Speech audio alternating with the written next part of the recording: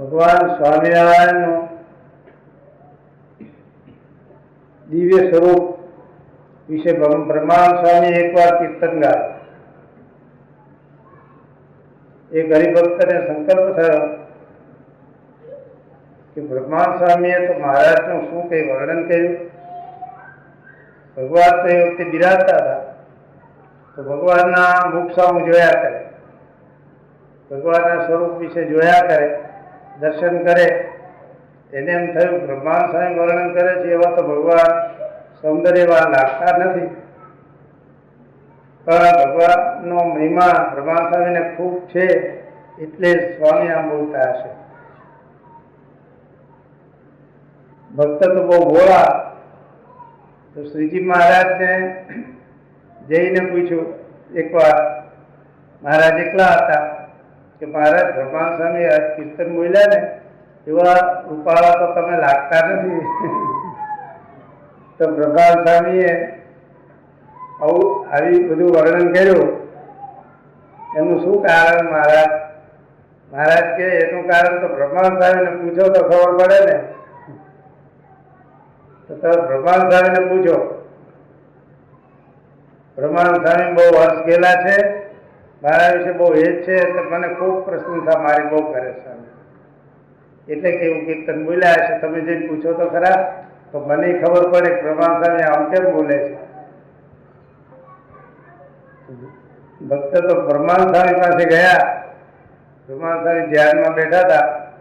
થોડી વાર પછી ધ્યાનમાંથી જાગ્યા ત્યારે ભક્તિ બ્રહ્માનંદ સ્વામીને પૂછ્યું કે સ્વામી, તમે મહારાજના સ્વરૂપનું વર્ણન કર્યું, એટલું સૌંદર્ય તો ભગવાનમાં જોવા મળતું નથી, તો એનું શું કારણ? તમે આ કઈ રીતે વર્ણન કર્યું? બ્રહ્માનંદ સ્વામી હસ્યા. બ્રહ્માનંદ સ્વામી કે ભક્તરાજ, મારી પાસે શબ્દો નથી એ સ્વરૂપનું સૌંદર્યનું વર્ણન કરવા માટે, એટલે આવા પાંગળા શબ્દોમાં એ વર્ણન કર્યું છે. તો ગમ્યું નહીં, પણ શું કરું? બધાને એ સ્વરૂપને વિશે લગન લગાડવાને માટે જેવા શબ્દો મળ્યા એવામાં એમના સ્વરૂપનું વર્ણન કર્યું. તમને જે મનુષ્ય સ્વરૂપ દેખાય છે એ મનુષ્ય સ્વરૂપ દિવ્ય સૌંદર્યનું ને ઢાંકીને વર્તે છે, એટલે તમે ક્યાંથી જોઈ શકો? હું તો એ જોઈને વર્ણન કરું છું, હું તો એ દેખું છું. એ તો અતિ સૌંદર્યવાન છે ભગવાન, એનું વર્ણન થઈ શકતું નથી. મહારાજ તો કોટીમાં ભાગનું સૌંદર્ય લઈને પણ મનુષ્ય રૂપે પ્રગટ નથી થયા.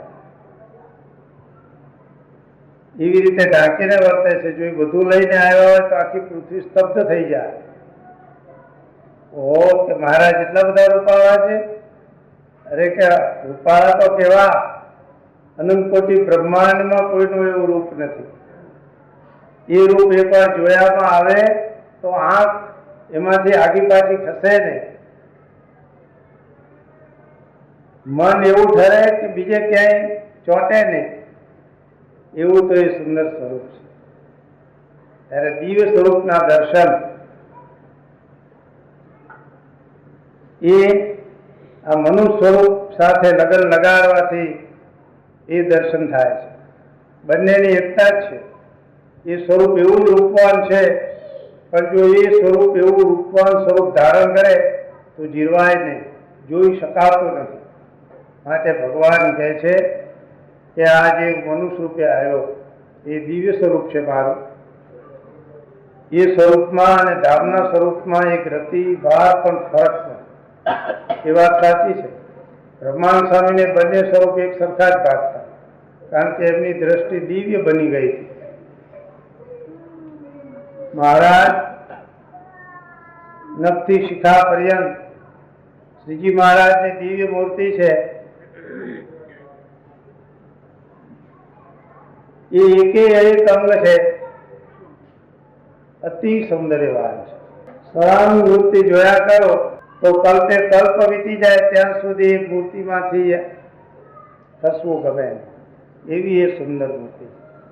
એ નેત્ર, એ નાસિકા,